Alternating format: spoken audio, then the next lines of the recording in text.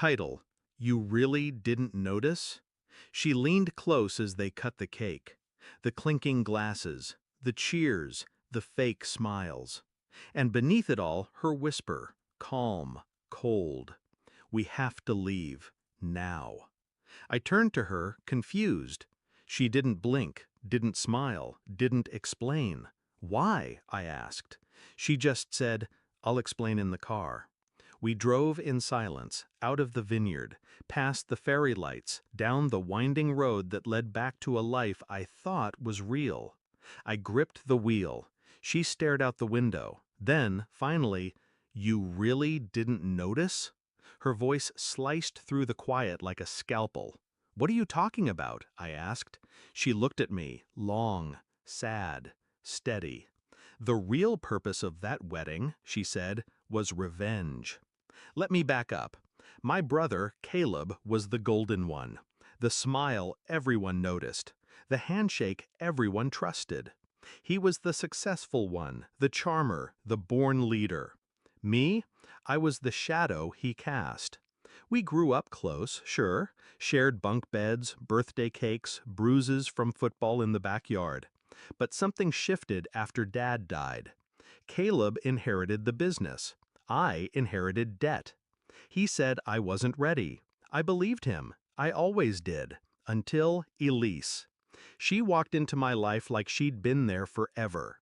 Not flashy, not loud, but sharp. She listened more than she spoke, saw more than she said, and she hated Caleb. Immediately. I thought it was just personality clash, opposites. But that night in the car, I finally asked, "What do you mean, revenge?" She hesitated, then opened her purse, pulled out a photo, black and white, blurry. It was my mother, pregnant, smiling, standing next to a man who wasn't our father. I stared at it, confused, sick. "That's not Caleb's dad," Elise said. "That's yours." The silence hit harder than any slap. "I did a DNA test," she said, "months ago, behind your back. I'm sorry for that, but I had to know." She swallowed. "Caleb knew. Your whole life he's known." I blinked, gripping the wheel tighter.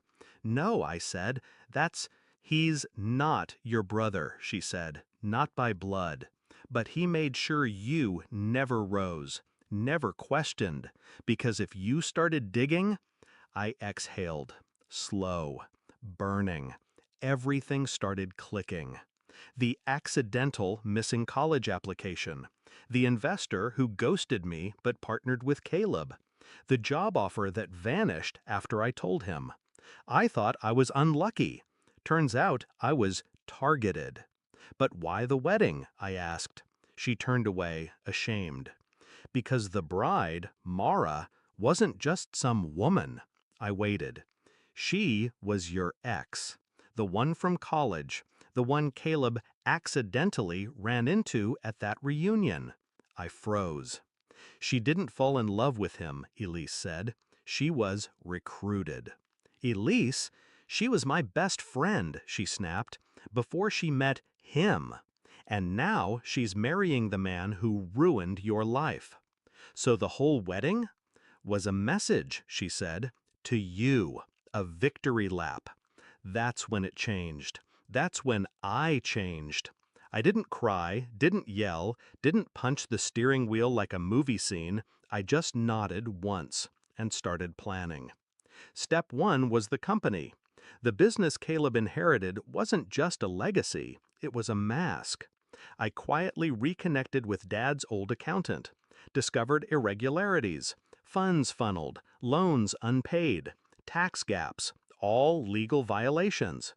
I bought stock anonymously, just enough to trigger audits, then tipped off a journalist, then filed an anonymous SEC report. Step two was Mara. I reached out, quietly, carefully, met her for coffee. She showed up alone. She didn't smile when she saw me. She cried. Turns out Caleb was just as controlling with her as he was manipulative with me. He kept saying, "He saved me from you," she said, "that you were dangerous." I didn't ask for more, just handed her a USB. Inside, every documented lie, every financial crime, every betrayal. She didn't say anything, just nodded. The wedding went on, photos were posted, vows exchanged. But beneath the music, things had already begun to crack. The media broke the fraud story 2 days after the honeymoon. IRS came next, then the investors, then his board. His accounts froze, his credit collapsed. His wife filed for annulment within a week. Apparently, she'd recorded everything. I never confronted him, didn't need to.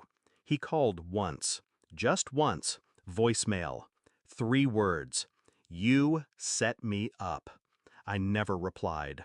Now, I sit beside Elise, watching the sunset, quiet, still. She reaches for my hand. "You okay?" she asks. I nod. Because I am.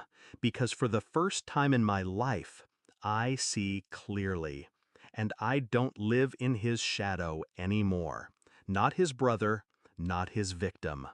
Not anymore.